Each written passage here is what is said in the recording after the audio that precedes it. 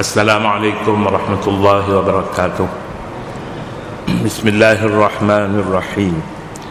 Alhamdulillahi rabbil alamin. Wassalatu wassalamu ala asyrafil anbiya'i wal mursalin wa ala alihi wa sahbihi ajma'in. Subhanaka la ilma lana illa ma 'allamtana innaka antal alimul hakim. Wa la hawla wa la quwwata illa billahil aliyyil azim. Sila ke muka surat 375 hadis di atas sekali. Al-muslimu akhul muslimi la yazlimuhu wa la yakhdhuluhu wa la yahqiruhu bihasbi imri'in min asy-syarri an yahqira akhahu al-muslim. Kullu al-muslimi 'ala al-muslimi haramun damuhu wa maluhu wa 'irduhu. Kita masih lagi dalam tajuk menyertai pakatan orang kafir memerangi Islam. Itu satu perkara yang salah lah. Tapi sikap orang Islam terhadap orang kafir bagaimana? Inilah hadis Nabi SAW dan banyak hadis lagi yang memperkatakan tentang hubungan orang Islam dengan orang kafir yang pelbagai kategori dibahagikan oleh orang Islam. Ada namanya kafir zimmi, ada nama kafir harbi, ada namanya kafir musta'man, ada nama lagi yang kafir apa lagi, macam-macam lagi kafir ini. Jadi oleh kerana itu kita dalam membuat hubungan dengan mereka, kita memilih kafir yang Islam nyatakan ini tidak bahaya. Kafir tidak bahaya. Ada kafir yang sangat berbahaya kepada Islam. Jadi kegagalan kita dalam memilih orang kafir untuk dijadikan teman, kawan kita dalam beberapa perkara, maka mustahak sebenarnya Al-Quran memperincikan orang kafir itu yang mana sebenarnya yang dilarang kita berada dalam barisan bersama dengan mereka. Inilah dia hadis yang diriwayat daripada riwayat oleh Muslim, Abu Daud dan lain-lain lagi, sebagaimana yang tertera di bawah sekali pada rojokan. Terjemahan hadis yang kita baca tadi, seorang Muslim adalah saudara orang Muslim yang lain. Dia tidak harus menindas, menghina dan memperkecilkannya.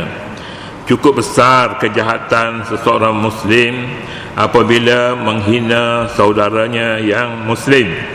Setiap Muslim adalah haram atas seorang Muslim yang lain dari segi darahnya, hartanya dan kehormatannya. Al-muslimu akhul muslim. Pertama sekali, orang Islam tu saudara kepada orang Islam yang lain. Biasanya dalam bahasa Arab, akhun ini adik-beradik, akhun syaqi, adik-beradik seibu sebapa. Akhul li ummin, saudara satu ibu, saudara satu bapa. Ada saudara ni, al-muslimu akhul muslim. Islam saudara kepada orang Islam yang lain. Bukan saudara ni saudara yang boleh menerima persatuan antara satu dengan lain, tidak. Tapi akhul muslim dari sudut agama. Orang Islam saudara kepadanya ialah orang Islam juga.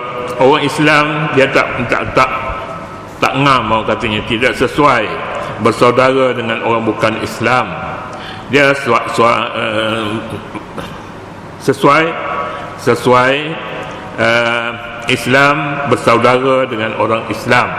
Sebab itulah hadis menyebutkan al-muslimu akhul muslim, orang Islam saudara kepada orang Islam yang lain. Jadi pilihlah saudara sama-sama Islam, jangan pilih orang bukan Islam, terutama sekali dalam hal-hal berkenaan dengan tolong menolong, berkenaan dengan berkasih sayang, berkenaan dengan hal yang berkaitan dengan agama terutama sekali, kerana saudara lebih baik daripada yang lain. Ulama Islam sepakat sepakat menyatakan haram haram membantu sesama Islam, haram membantu sesama Islam untuk untuk melakukan dosa dan permusuhan. Jika kerjasama sesama Islam untuk dimusuhi orang Islam itu dilarang, maka lebih utama lagi kerjasama dengan orang bukan Islam, orang kafir, untuk menghancurkan umat Islam.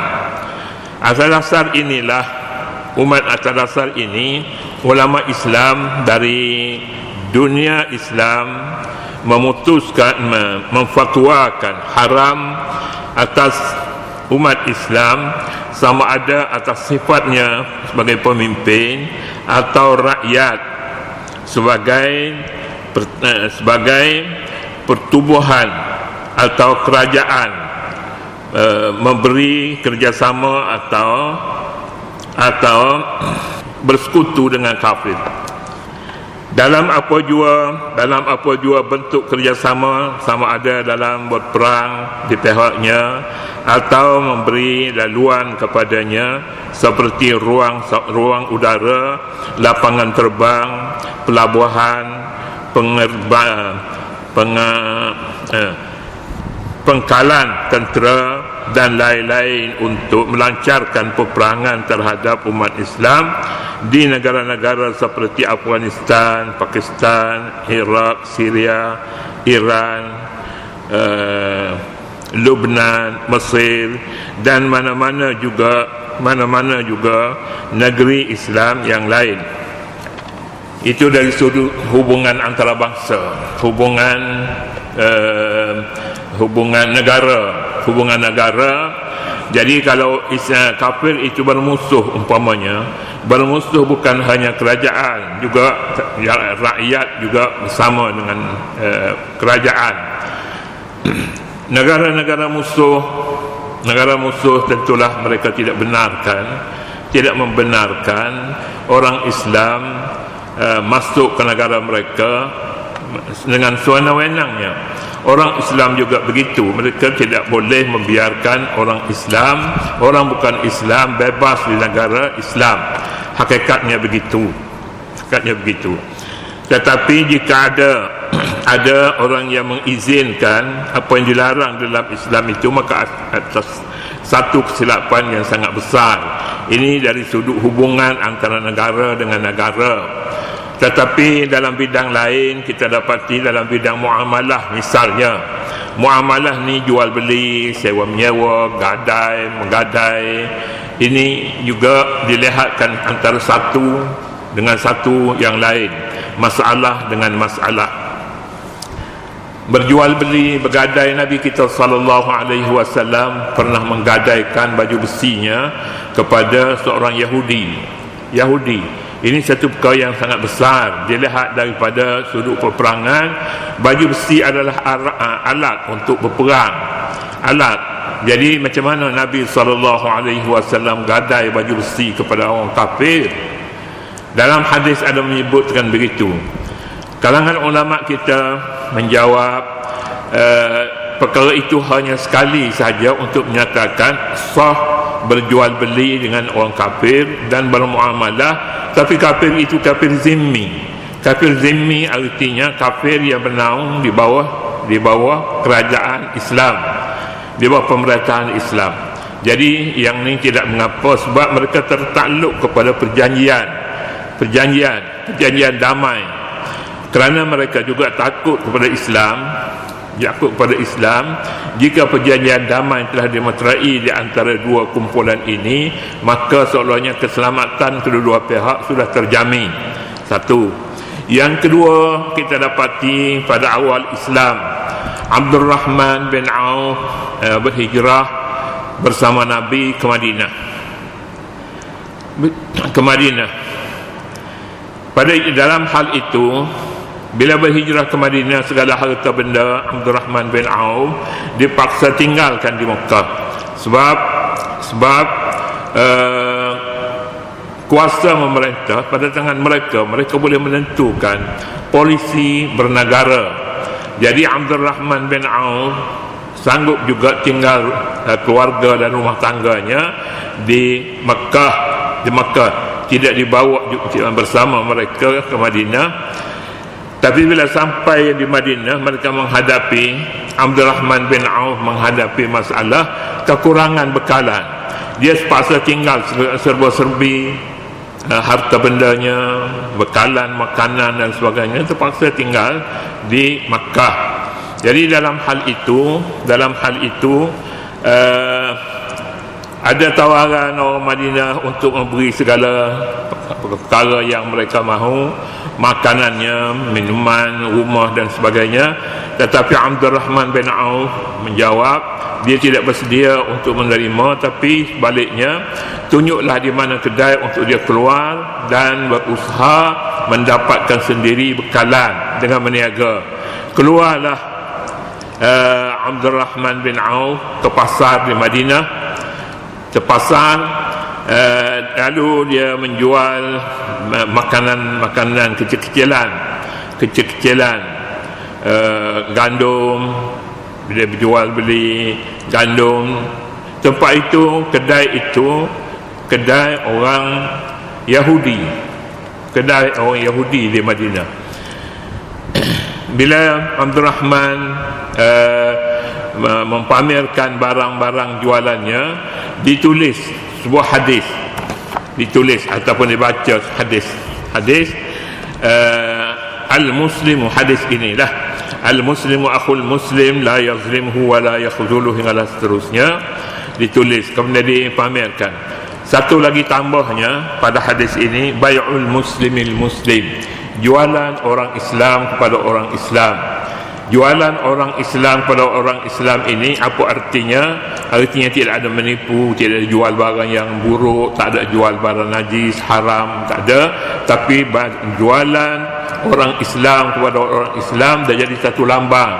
Kalau mahu cari makanan yang halal, itulah dia lambangnya, bai'ul muslimil muslim. Dia tidak tulis halal tidak, tapi jualan orang Islam kepada orang Islam lebih mendalam lagi erti dan maknanya. Jualan orang Islam kepada orang Islam apa artinya?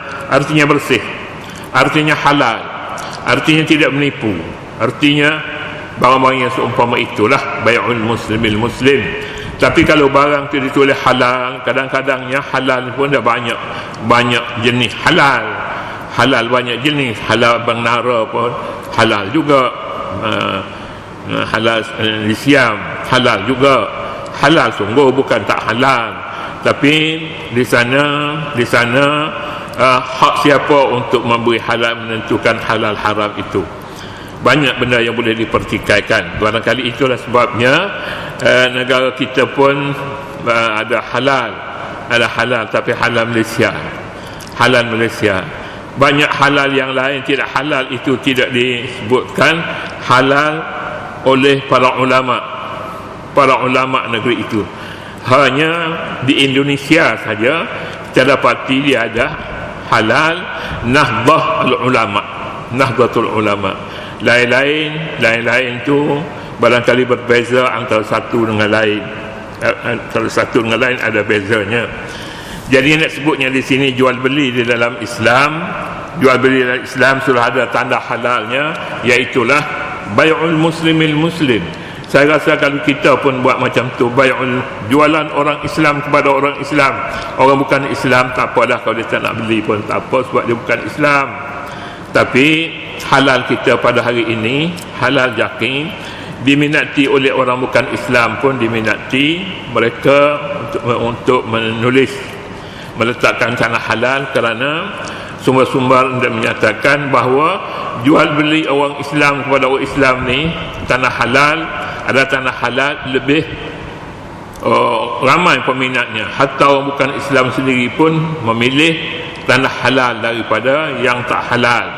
Boleh jadi dari sudut penyakitnya, dari sudut macam-macam lagi lah. Kemudian membenarkan umat Islam dan negaranya diganasi dan dikhianati adalah dosa yang sangat keji dan dikutuk, bahkan satu pengkhianatan terhadap Allah, Rasul dan umat Islam seluruhnya. Umat Islam sepatutnya berganding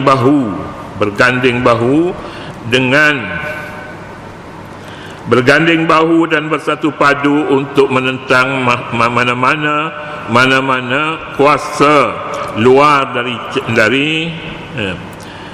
mana-mana kuasa luar yang cuba mengkhianati agama dan negaranya. Mereka harus kembali kepada prinsip utama dalam Islam sebagaimana dinyatakan dalam sabda Rasulullah, al-muslimuna tatakafa'u dima'uhum yas'a bi zimmatihim adnahum wa yujiru 'alaihim aqsahum wa hum yadun 'ala man siwahum. Terjemahannya, orang Islam sama taraf pada darah mereka. Orang Islam sama tarafnya